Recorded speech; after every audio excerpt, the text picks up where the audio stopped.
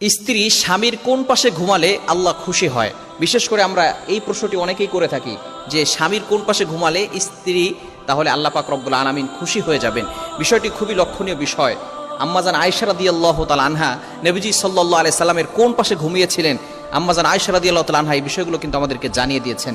নবীজি সাল্লাল্লাহু আলাইহি সাল্লাম ঘরে ঢুকে কি কাজ করতেন, স্ত্রীদেরকে কিভাবে হেল্প করতেন, এটাই কিন্তু নবী সাল্লাল্লাহু আলাইহি সাল্লাম জানিয়ে দিয়েছেন। বিশেষ করে ঘুমানোর সময় কোন দিকে ফিরে ঘুমাবো এই বিষয়টি অনেকে প্রশ্ন করে থাকেন। স্বামীর কোন পাশে ঘুমালে আল্লাহ পাক রব্বুল আলামিন খুশি হন?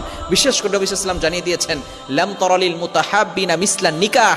এই যে বিবাহ যখন সম্পাদিত হয় তখন এই যে নতুন বিবাহের ভিতরে একজন স্বামী স্ত্রীর যে মহব্বত, এটা নবী সাল্লাল্লাহু আলাইহি সাল্লাম বলছেন আমি অন্য কোথাও দেখি নাই। এজন্য স্বামী এবং স্ত্রী একে অপরের মুখোমুখি হয়ে ঘুমাবেন। নবীজি সাল্লাল্লাহু আলাইহি ওয়াসাল্লাম ডান কাত হয়ে ঘুমাতেন। আম্মাজান আয়েশা রাদিয়াল্লাহু তাআলা আনহা বলেন নবী সাল্লাল্লাহু আলাইহি ওয়াসাল্লাম সবসময় কি করতেন? ডান কাত হয়ে ঘুমাতেন। এটা হচ্ছে রাসূলুল্লাহ সাল্লাল্লাহু আলাইহি ওয়াসাল্লামের সুন্নাহ।